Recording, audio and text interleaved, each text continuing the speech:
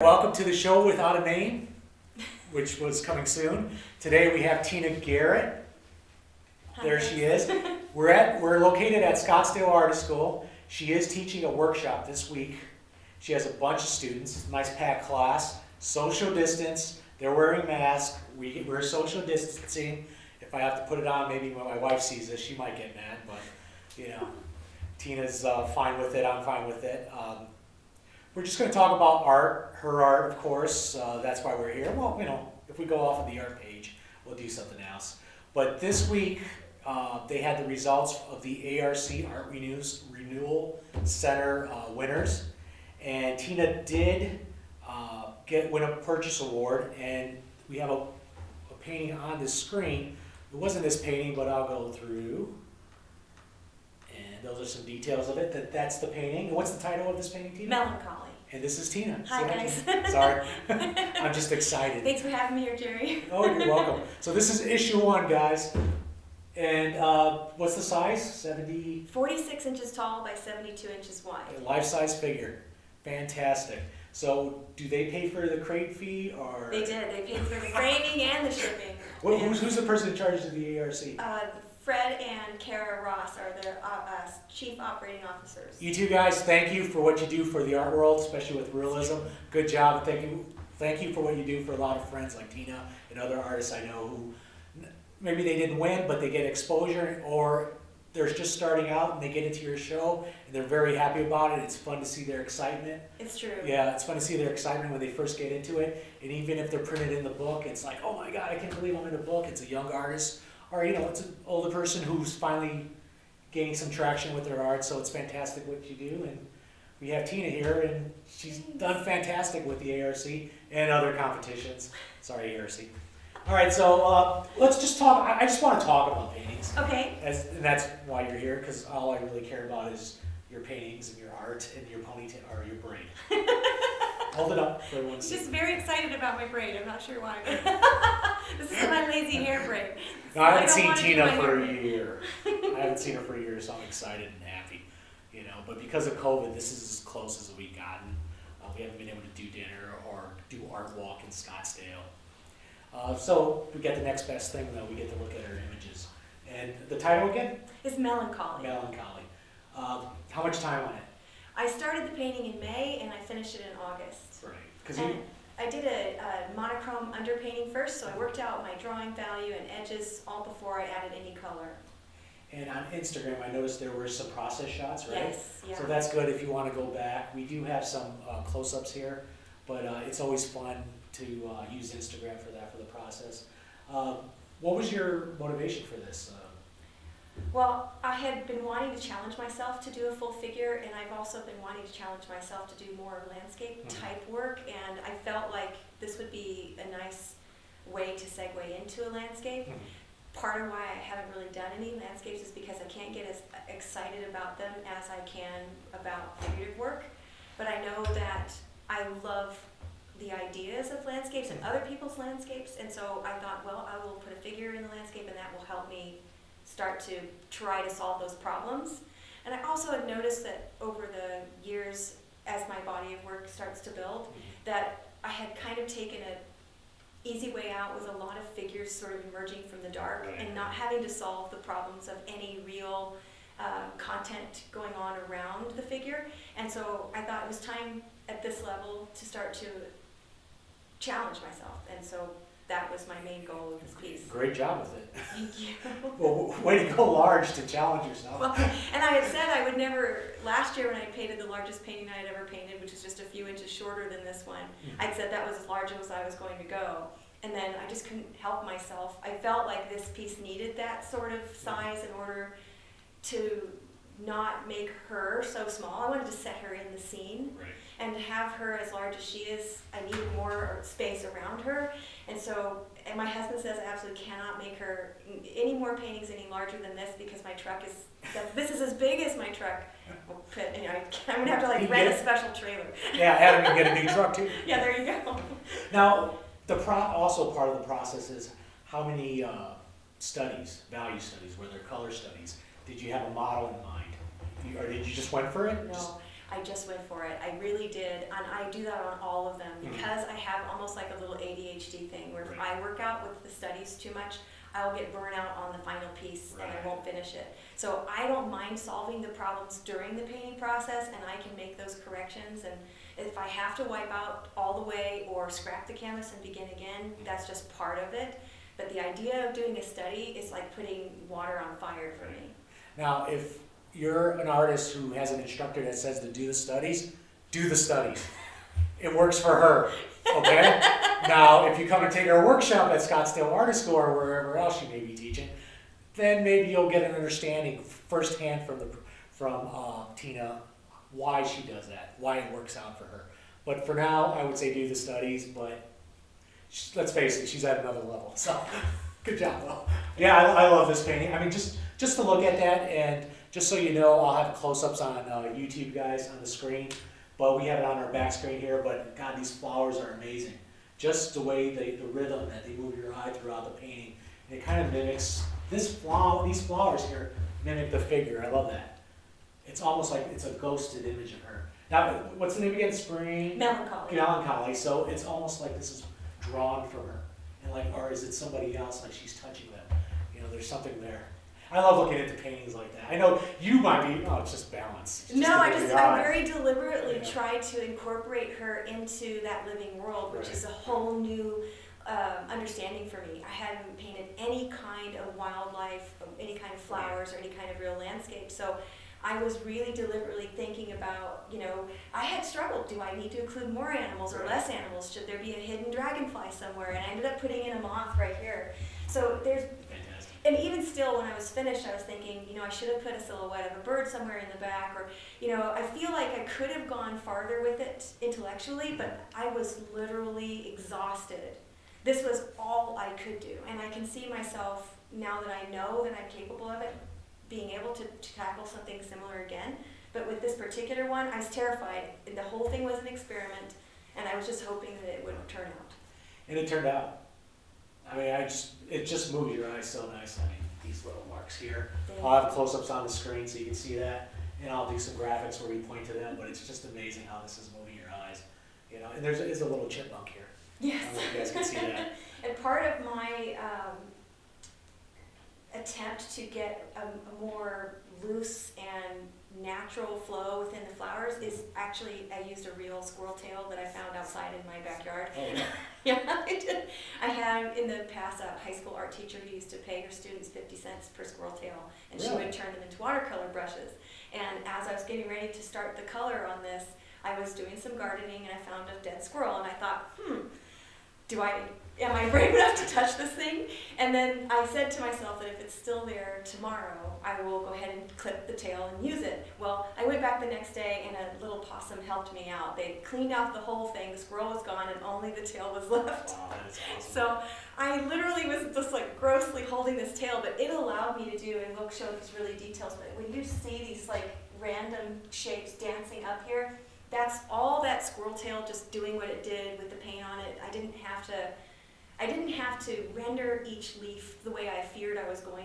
Part of why I had never really done this level of work before was because the idea of rendering all those tiny things seemed like painful, tedious. Right. So it was really fun. This was very, very fun. Do you like rendering patterns? If you had to do a kilt, would that kind of turn you off? I would think in my mind, how could I do this faster? How could I suggest it or infer it? Instead, like for instance, in one of my early pieces, my first international sale, there's a patch of lace that goes across a person's forehead. And instead of rendering every loop of the lace, I just used the texture of the canvas below in a wash and let that sink in, and it created the illusion of lace. And then I was able to just add certain little accent marks that helped the illusion come along. And that's way funner to me than the idea that I'm going to render each tooth in the zipper, or you know, I just can't go there. I'm not that analytical. That's a better way of painting, though. I mean, that's kind of how we see. We don't see all those details. It moves around. Yeah, it's just amazing painting. I mean, did you take the model outside and follow this face? Yes, I did. I worked with a specific model who had a bunch of different costume choices for me. We had an open range of landscape, some creeks, some fields. She had a horse with her that I ended up not using the images that I took with the horse, but and she was really, really brave because by the time we got into this place in the woods, she had gotten a lot of mud on her boots and stuff like that. So I'm like, do you mind taking off your boots? Do you mind laying on this log that could be infested with termites? I don't know. She was wonderful. She was game. That's great. She was wonderful. And that's something I really enjoy doing. When I sell a painting, I send my models a little bonus check. So she's super excited that this piece is sold. That's good. Now, how many photos did you take for that shoot, or did you? More than I could ever tell you. Yeah, more than I could. But you didn't go in there with a sketch. You just went with an idea in your mind and said, let's do it. And then you went through the photos and said, that's the one. I had worked with the model a few days ahead of time. I had seen what costumes she had. I had assessed the area we were at. And I basically said, meet me here at 7 a.m. I want to catch the sunrise. I want us to be, at this position when the light hits this place. So I kind of did some investigation and experimentation the day before I shot her, and then actually worked with her. So it seems like what you're doing is any pre-type of work you're doing in your head. Precisely. Because some artists who do teach, do value studies, do color studies, they do say after a while you just do it in your head, and that's enough for them. No, I knew exactly what time of day the light was going to hit that area where I wanted to take her. I knew precisely the clothing I wanted her to wear and how I wanted her to wear her hair. I had all of that stuff planned. And then of course I shot the photos I had thought of shooting, and then I shot ones that came organically out of just having her move throughout the woods, and then me say, okay, that's it, and bring the horse closer to you. And I mean, there's another painting I just recently did of her, which I'll give you an image for. Of her with the horse out in the woods, just above where we were. Is that on Instagram, or have I seen that? I think it is on Instagram. It's headed over to Settlers West for the American Miniatures. Oh yeah, okay, exhibit. I've seen that. Okay, that'll be exciting. It's only 8 inches by 12 and a half. So we're looking at a close-up of the hand. We're seeing your brush marks. We're seeing temperatures, really beautiful temperatures. Did you say this is right on, or is it a little more saturated in this photo? No, this is pretty this close. This is beautiful. Well, look at the nice warms and those deep accents there. What brushes are you using here? Are you using more soft synthetic or hog's hair? Or? These are all sable combers. The Rosemary 333 sable, which is what comes in the Tina Garrett Rosemary kit that you buy. Yeah, nice. And I love them. I do. And I think it's something actually Rosemary doesn't love because it's hard to come by pelt and it's expensive. Really? And the more people want them, the more she has to make these really hard to make brushes. Well, look at the results. Sorry, there's the great results there. But do you actually use palette knife at all, or is it just all brush? No, the only time I ever use a palette knife is right by the edge. If I'm trying to get something that's like sharp and shiny, like a sharp earring or something to that effect. Other than that, I really don't know how to use a palette knife. I need a palette knife. You know she's going to do a palette knife painting soon. But this is all squirrel tail. You see those little marks up there above? So are those real limp hairs? Oh, yes. So it's just moving it around? It ended up looking sort of like a really, like devil horns by the time it was wet and I had really used it. The tail itself was, the cartilage of the tail itself was only really about 1.5 inches. But Rosemary make these for you? No, this was the actual squirrel tail from the yard. No, but what do they make for you? Yes. Because I couldn't manage to keep that nasty thing around. I mean, I really felt gross touching the little bone. And oh, wait. I held it with my hand. Oh, I thought you had your husband the manufacture a handle on it. No. And my family kept coming in and looking at it over the days. They're like, gosh, when are you going to throw that thing away? Oh, that's gross. But I ended up actually buying some rosemary squirrel tails, and I have one with me. It's still so they make some. They do make some. They do make them. They're pretty expensive, actually, but they're not that bad. But they aren't the same length or the same wildness as the actual squirrel tail was. And I think that that's something I will probably start being like my old art teacher, paying my neighbor kids for when there's a dead squirrel just to bring me the tail. One thing with this close-up of the young lady's head is when you start cutting up a large painting like this, and it still works as a painting, you've got something good going on. Even the hand by itself, people would want that. That's a painting right there. And when you can cut up a painting like that, things in the background, you're doing something right, which is great with this painting. There's a reason why. How much did it sell for? $20,000. 20,000 macarons. Yeah, good job. I'm so excited. I have kids in college. That's what I'm paying for. She needs some more sale. ARC. We'll get them. It's the pride of my life to have now 4 pieces in the Art Renewal Center's permanent collection. And you're on their site too. Yes, yes. And this is the painting again, and I mean, there's a reason. It's a big painting. Was it framed? Yes, they paid for the framing. Oh, wow. Yeah, This is a dream. because I said to them, I said, you know, she's on gallery wrap. Would you like her framed? Because I intended not framing her because it was expensive. And they said, no, we want a really nice frame. I said, well then, let me show you the options that you can buy. They were gracious enough to like spare me. Now, you said gallery wrap.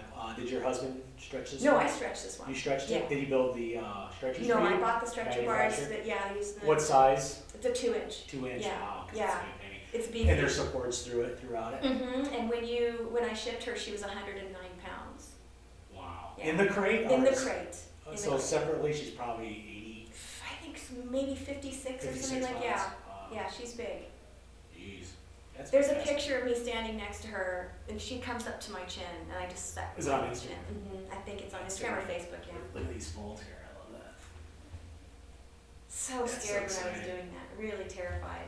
Now, well, will we ever be able to see this in person in the United States? I know it's going to Spain. Right? It'll be in Spain, in Barcelona, at the Museum of Modern Art in Meme, Right. and it'll be in New York City at Sotheby's. Okay, so you have to travel to New York. Correct. All right, so maybe we'll see. Well, we'll see some other place in the future. Maybe the ARC will have a physical museum. That'd be kind of nice. That would be nice. Next. Yeah. All right, great. So we're gonna move on to another painting. And what's the title of this other painting? Your Western cowboy here. Bravado. Bravado. Okay. Yeah, this is fantastic.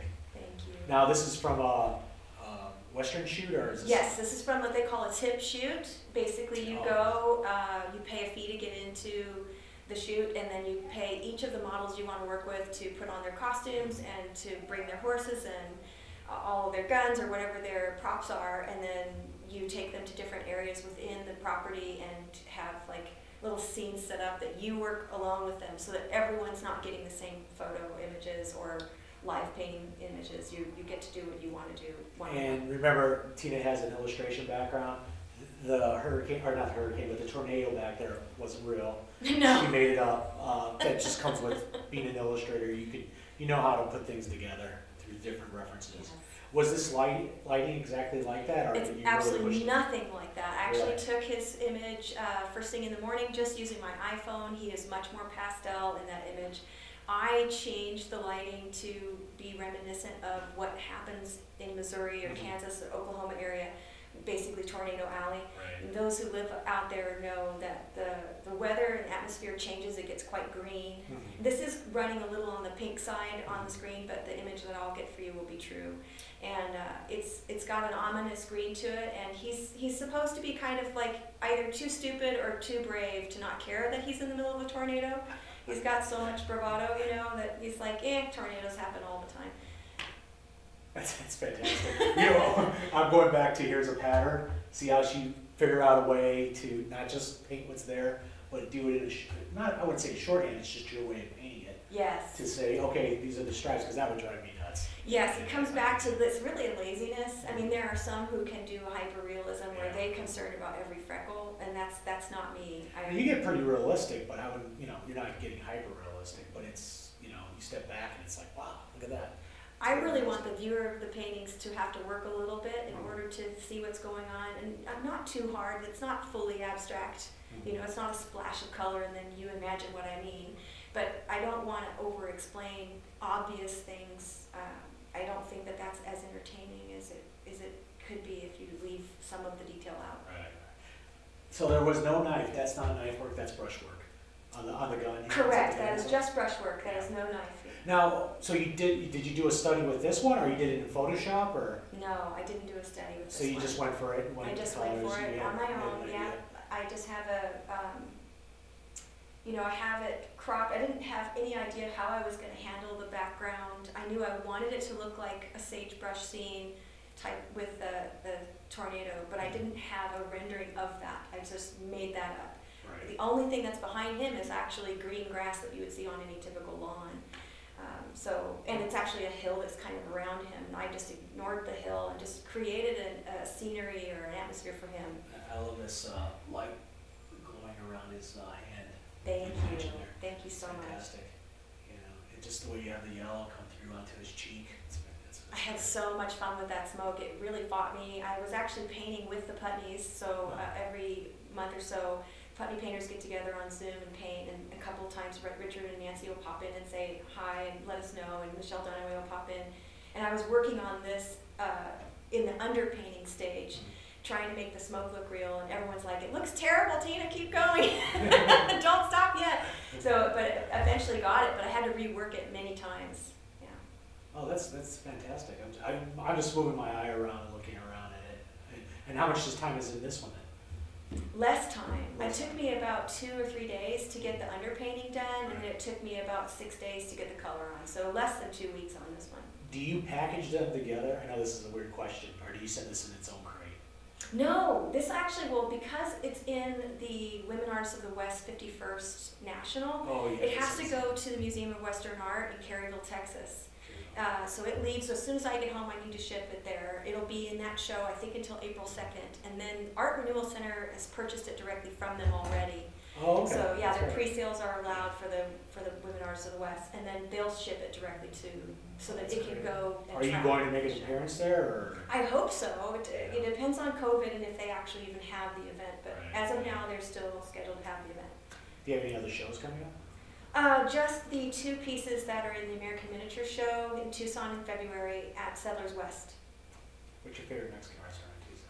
Oh, gosh, you're going to ask me trick questions. That one you and Chauncey and I went to. It's probably the only restaurant I've ever been to. He'll take you there again. What's that there? Yeah, that's a great gallery, Settlers West. Oh my gosh. They have a great show. They if you're in do Arizona, really go down there and just look at the artwork. You know, you don't have to, go for the opening or not. It's, it's pretty nice. It beats some museums, which is great. It's a beautiful. You got to see art where you can. So, are you showing in Scottsdale at all? No, I'm not showing anywhere else. No gallery. So you sell just through your website or word of mouth? Yeah. As of now, I'm self-represented, and I think that that's working out well for me. I enjoy entering competitions and entering shows, or being invited to do things like what I'm doing at Settlers West, but I don't produce enough work, I think, to really give a gallery what it needs. I'm making 6 to 10 pieces a year at the most. And it's just, and that includes commissions, and I think that my production level's a little low. A lot of galleries. Are you still getting commissions with COVID? Or? Yeah, I had a couple that were on the books that were I was already working on ahead of time, so, and they were actually fine with me being late. I'm late, as I told you, I'm working on this new instructional video, and I'm 4 months late, So it was supposed to come out at Christmas, next Christmas? No, I'm going to have it by Easter, I hope. Oh, it's coming Easter. Oh, and I'm really excited because actually Nancy Guzik, I'm interviewing her on my video. Okay. Kind of like what we're doing here, but over Zoom. But what's this video about? It's Secrets to Painting Children, which is why I felt like I needed to interview her, because she paints children from life like no one else does. And she gave me an hour and 15 minutes of all of the ways that she handles painting children from life, and it's just riveting. She's really good with boxing equipment. Boxing equipment? I remember doing a still life of boxing equipment in the 80s. I would have never thought. She's going to be like, whoa, you know what that is? When you think Nancy, you do not think MMA, right? Well, you get a commission, But it's a beautiful stuff. No. Yeah, her kids, I always go back to YouTube and look at that video of her painting those young ladies. Was it Vermont? Yes. And it's just like, wow, this is from life. And she did like 4 kids. From life with 4 children over a period of days, and it's just amazing. She goes into detail about all of the techniques that she uses in order to help children feel relaxed and to get things that she needs to get done, and it made me admire her even more. Oh, that's Yeah. That's smart to interview her. Yes. So, how long is the video going to be? Is it going to? It's going to be around 4.5 hours, and then there's an hour and 15 minutes of me interviewing Nancy. Oh, that's kind of exciting. Yeah. Isn't that great? Yeah. I can't believe she said yes. That's like the first thing I said when I started to interview her. I can't believe you said yes. So, but you produce it yourself, right? I do. Are you gonna sell this yourself through your website, or are you going through another company? I'll sell it both through my website and through Bold Brush. Do you have anything else with Bold Brush? Yes, my first instructional video, which is painting in selective start, which really kind of goes over that's the normal process that I paint in, which is kind of odd, but. And you show some Photoshop. Yes, a little bit of Photoshop editing, and also ways to use Photoshop to kind of check things like your value pattern and your saturation and things like And that. a lot of artists out there, if you make videos and you use Photoshop, put that in your videos. Students are constant, do I use Photoshop? Do I use something on the iPad? If you do something like that, get it out there, or teach a online class, or we'll do something at Scottsdale. But a lot of students ask for that, like, let me use some of the technology to help me out. A lot of students Why not? ask that. It's not cheating, it's just part of the process. It is. You don't want to rely on any one aspect of your tools, whether it be your model. I mean, you don't want to rely on your model setting her pose. You don't want to rely on your model to choose the lighting, but you still can paint great paintings from life because you're the one setting it all up. And the same is true if you're doing photography, or if you're using Photoshop to help you compose, or to help you double check your value pattern, or to test out some edges or whatever. None of them are things that it's in control of the situation. As long as you still remain the master of the work, then it's your work. It's just a tool you use to create the work. So in your class right now, what are you teaching? You're teaching 4 starts? 3 starts. 3 starts. Yes, Okay. 3 starts. We're teaching a monochrome underpainting. We're teaching an accurate color wash, which is in essence a wash of oil in accurate colors so that you can get your foundation and your bearings, and then build your thicker paint on top of that. And then selective start, which is really just imagine a 1,000-piece puzzle and start one little tiny piece, and then you go and find the piece that matches it, touching edge, and you just build and build and build. Shape to shape? Very much like shape to shape. Yes, exactly. Yeah. That's where I like watching you do that. She'll start with a pupil and work her way out, right? Yes. That's what everyone comes to. She started with a pupil and worked her way out. I go, yeah, you'll get there. And they Keep love working it. at it. The students love, the reason why they love having multiple starting methods is because it kind of breaks that illusion that there was one right way to paint all along, and that they somehow did badly in that one right way because they weren't talented enough. Well, the fact of the matter is that you need to find the way that is familiar to the way you think. And so test out a few different starting methods and find the one that comes easiest to you, and then work on mastering it. And don't feel like, oh gosh, I thought I had to do line and value blocking, or I thought I had to build this weird cage underneath my structure before I painted any color, or whatever their other rules are. There is no have to. The world is full of all kinds of artists, and everyone can get to great work in many different paths. That's fantastic. Let's see, what else do I want to ask? I can edit this. No, I'm not. I'll leave this in here. No, I got a little time. I know our camera lady, she has to go and work out. She hates us. No, I'm just joking. We still got time. I'm Camera just lady's joking. got at least like 30, 40 minutes. All right, I've known Tina for a while. I met her through Ramel de la Torre's workshop, which is this March. I'm not sure if it's filled, but it's getting there. It's getting there. It's Might be almost one of there. those spots. That's And the first workshop I ever took. yeah, that's her first workshop, and that's where I met her, and she's just, maybe that's a good first workshop to take. It is a good first workshop. He's a guy who's went to the American Academy of Art and also studied with Schmid. So there's this link, and Schmid seems to be the link with a lot of this, with a lot of everybody. But it also, everyone thinks it's about a la prima paint, but I think it's just about hard work. Yeah. Like a lot of people doing hard work, and I mean, you're into it, you do it, and just tell people how much time you spend on this. And you probably you got kids in college, you got a husband. I'm sure you wish you could spend all the time, but you don't stop. No, I don't stop. I worked for myself. I worked for myself as an illustrator. You have an illustration background. And I always thought that I worked hard, long hours when I was my own business as an illustrator, and I worked so much more than that now. Right. And I'm never not painting, like in my head. We talked briefly about our friend Michelle Dunaway, who's got a shoulder injury, and how awesome she is, and how hard it's on her to not be painting as much as she would normally be painting.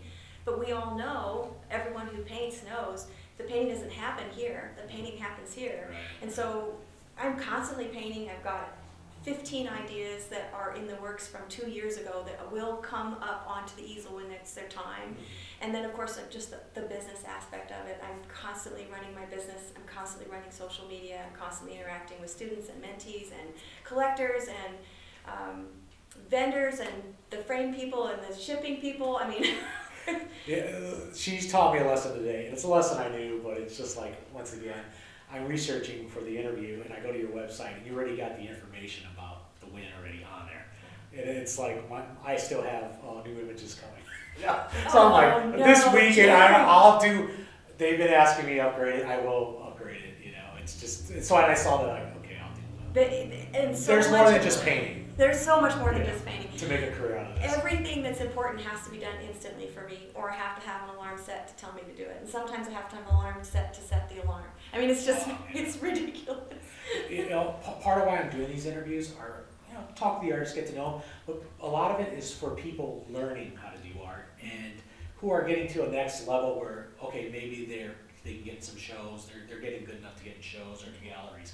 But one thing, can you talk about having your own ideas, shooting your own reference? I mean, that's a big thing, because a lot of people are like, well, my friend's a photographer, can I just use their stuff? Or I took this old image from online. I mean, can you talk about that, how you gotta get your own thing going? You do, as someone who has a background in graphic design and illustration, and therefore I understand so much about what copyright and about ownership of things, because what I did back then belonged to the publishing houses I worked for, belonged to the clients I worked for. It wasn't stuff I would just be able to use to make art from, even if I had seen something great and was inspired. I would still legally have to get written permission in order to use those images or that inspirational material. And those lawsuits are real, and I see so many people just grabbing things off the internet to do a painting from, or worse, just shooting randomly into public spaces and not even paying attention to who they're taking a picture of. And there are some states where you can get a $4,000 fine for taking a photo of someone in public without their permission. Really? Yeah, they're paparazzi laws, because they have so many, it's actually California, they have so many famous people that can't get any peace when they're out in the world, that you can't just shoot images of them or their children without written permission, especially with the intent to someday sell a version of that image. Right. So what I tell my students is just go up to somebody that you're interested in, and the first thing you say to them is that I'm an artist, hi, I'm an artist, and you show them pictures of your art real quick, just flip. I think you're lovely, could I take a photo of you that I could paint? And then they'll be like, me? Oh my gosh, that'd be so amazing. And they'll say yes, and then you just ask them, just text me, here's my business card, just text me, Tina can use this image she took of me to make a painting. And then you covered yourself for years later.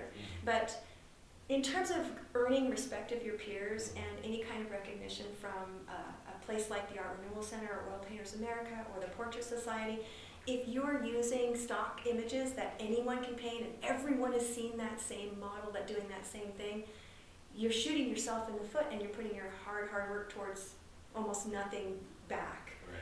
Rarely are you going to find somebody winning prizes off of a stock photo that Right. everyone's seen on every commercial. I mean, they call it a stock photo because, you know, Verizon's picking them up and maybe it'll be used in a Subway commercial. I mean, Right. that's not who we are as artists. Right. It really needs to come more internally. So with that said, does that mean you have to have like a degree in photography and a really bunch of expensive photography equipment?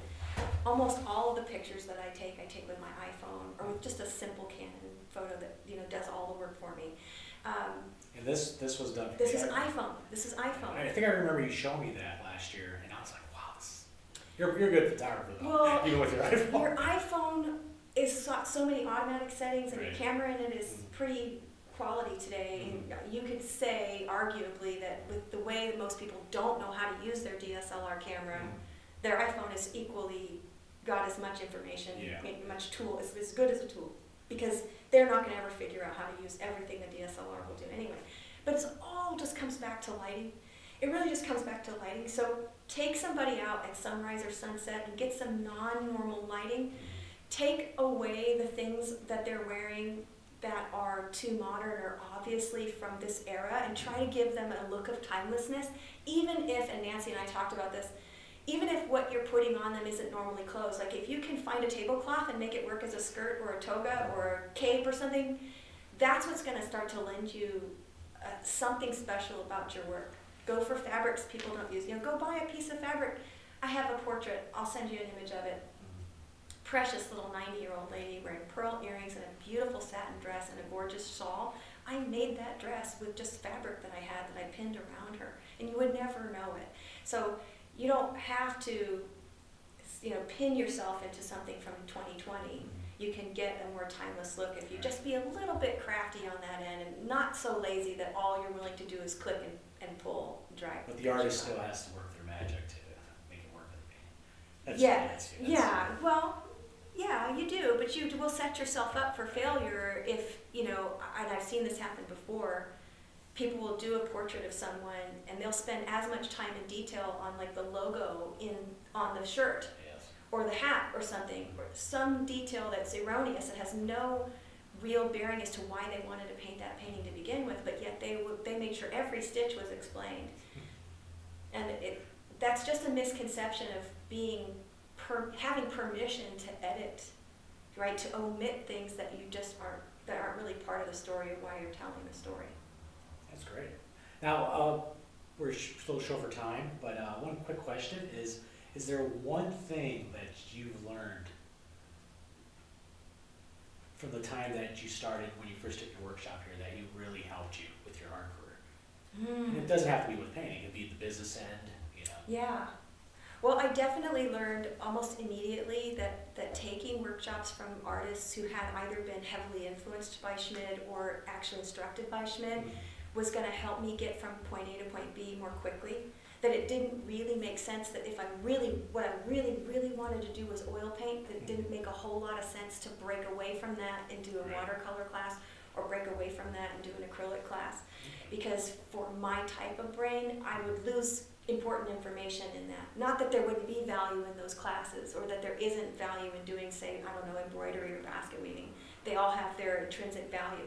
But if the point of my learning was to get to where I'm a professional oil painter, to stay on track and not to try and reinvent myself, taking classes that were off the path, and to stay with the same kind of teachers. And Schmid has such an influence, partly because he shares everything he knows, he doesn't hold anything back, and he doesn't begrudge his students any more success than he has. So that kind of, it emanates from his students. They all feel that same way, that they have a responsibility to pay it forward, that making new great artists in the world is something that's good for the world, and we have a responsibility to do that. And I think that helped me so tremendously, and I was able to find so many of those teachers right here. That's great. At SAS Artist School, yeah, it's been a great school.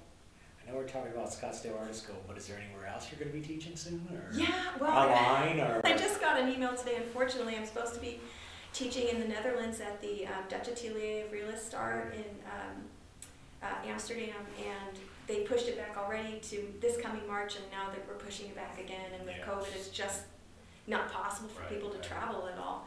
So I'm a little bummed out about that. I was supposed to be in Europe for 7.5 weeks when COVID canceled all of that, and over in, at Vicky Sullivan's studio in Australia for the whole month of September, and COVID that.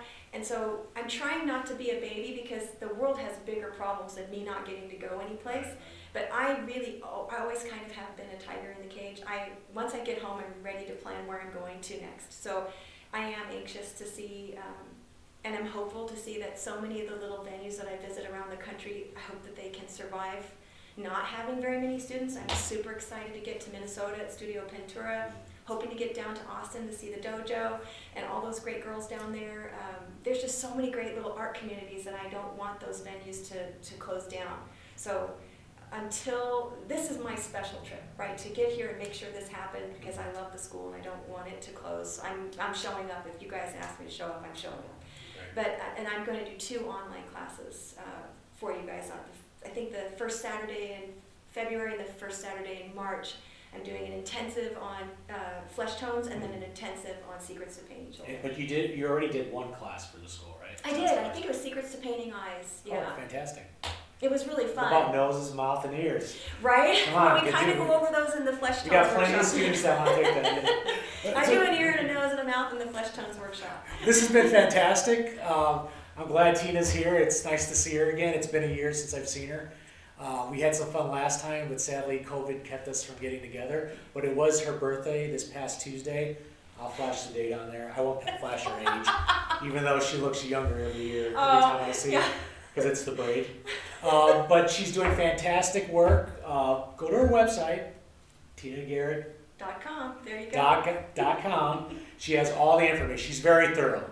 She's not only an artist, she's a businesswoman. That's what I love about her. Thank you. And I need, my wife would say, let some of that rub off on you. So we'll go from there. So this is a new show. We'll be back next month. I'm hoping to have Derek Penix. We'll see if he agrees. He's coming to Scottsdale Art School to teach, and we'll twist his arm a little bit. But if there's an artist you want me to interview, who would it be? Oh my gosh, if there's always want you to interview, who would it be? Oh, that's a really tough one. I love Rose Franzen. I'd love to know more about Rose Franzen. I love her approach. I love her kind of like risk-taking. I've seen her demo live a couple of times, and I would really like to ask her how she can take so much chaos and bring it in. What's she thinking about when she starts? Because she just throws things at it, and then all of a sudden it's a real person, and that's phenomenal. Rose, when you come, it'll be you, or we'll talk to you through Zoom or through It's a Instagram. great idea. Yeah, probably Zoom. So we'll give it a try. But Tina, thank you for coming. Thanks, Jerry. Thanks for coming to the school. We love you, and we love having you, and we love your work more than you. So. It's the truth. Who cares about the artist? We just care about the artwork. Maybe that's what would integrate that to the title of this show. That's right. We love the art over the artist or something. I don't know. But send me your comments about the show. If I'm terrible, that's fine. I don't really care. But give me an idea what you want the show to be titled. We'll have some other artists, Derek Penix. We got Tina here. Thank you. And she'll be back next year. But go on her website, look at her artwork, study her. Think about what she said, and thanks again. Thanks a million. Bye.